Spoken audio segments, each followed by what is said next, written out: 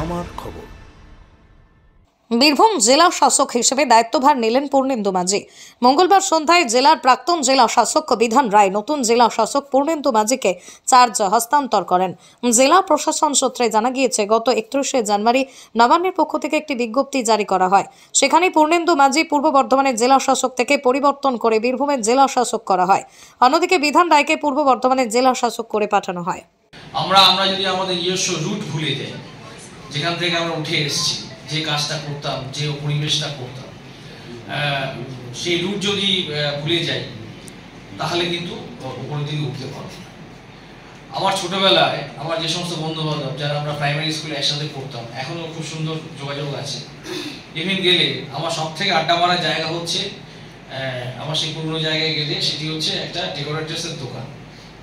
ঠিক আছে, সেই ডেকোরেটার্সের দোকানে বসে কেউ মানে কারো দোকান আছে, কারো ব্যবসা আছে, কেউ চাকরি করেন, কেউ হয়তো কোনো এজেন্সি চালান বা ইত্যাদি, সব মিলে মিশে গিয়ে আমরা সেখানে বসে আড্ডা মারি। তো আমার কোনো অসুবিধা হয় না তাতে। তো আমি একটা কথাই বলবো যে আমাদের পদ, আমাদের চেয়ার, আমাদের নামের পাশে যে ডিগ্রি এগুলি হচ্ছে সাময়িক। এগুলো সেই আমরা ওই যে ঘড়ি, আংটি বা ইত্যাদি গলায় হার ফার করি না, ওর মতো অলঙ্কারের মতো। এগুলো তো আসল জিনিস নয়, বাইরে থেকে আসা জিনিস। আসল জিনিস হচ্ছে মানুষের ব্যবহার, সাধারণ মানুষের প্রতি কি মনোভাব, এবং সাধারণ মানুষের কষ্ট আমাকে কষ্ট দেয় কিনা, সাধারণ মানুষের খুশি আমাকে খুশি দেয় কিনা, এটি হচ্ছে আসল। বীরভূম জেলায় যে সম্ভাবনার কথা বলেছিলাম বিভিন্ন বিষয়ে, সেটা আশা করছি আগামী দিনেও সেটা অব্যাহত থাকবে। এখান থেকে সবাই খুব ভালো কাজ করেন, আপনারা সবাই ভালো কাজ করেন বলেই এই যে বলা হচ্ছে যে অনেকদিন ধরে এখানে আছি, অনেক সফল বা ইত্যাদি। এটা বড় কথা নয়, বড় কথা হচ্ছে আপনারা সবাই মিলে কাজ করেছেন বলেই, আমরা সবাই সফল বলেই আমি সফল। সবাইকে নিয়ে হচ্ছে আমি,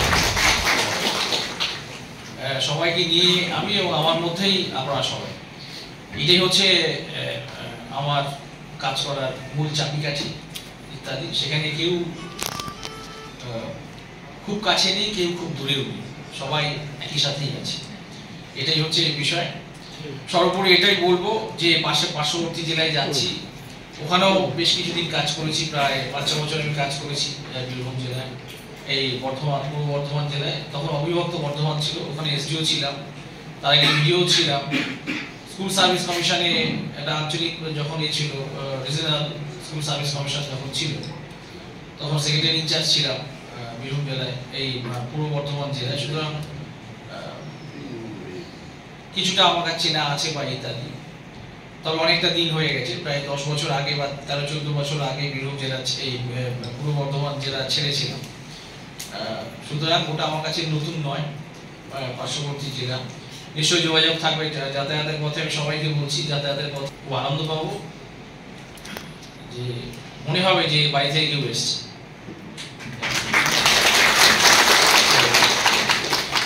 এটাই হচ্ছে আমার বক্তব্য। অনেকদিন ধরে কাজ করছি বীরভূম জেলায়, সুতরাং বীরভূম জেলা আমাকে বা আমাদেরকে আপন করে নিয়েছে, আমি বা আমরাও বীরভূম জেলাকে আপন করে নিয়েছি। এই আপন করে নেওয়ার মধ্যে কোনো সঠতা নেই, কোনো চালাকি নেই, কোনো ভেদাভেদ নেই, এটা অনায়াস। একটা জল একটা জলের সাথে যেভাবে মিশে যায়, ঠিক তেমনি। সুতরাং বীরভূম থেকে আমাকে আলাদা করা যাবে,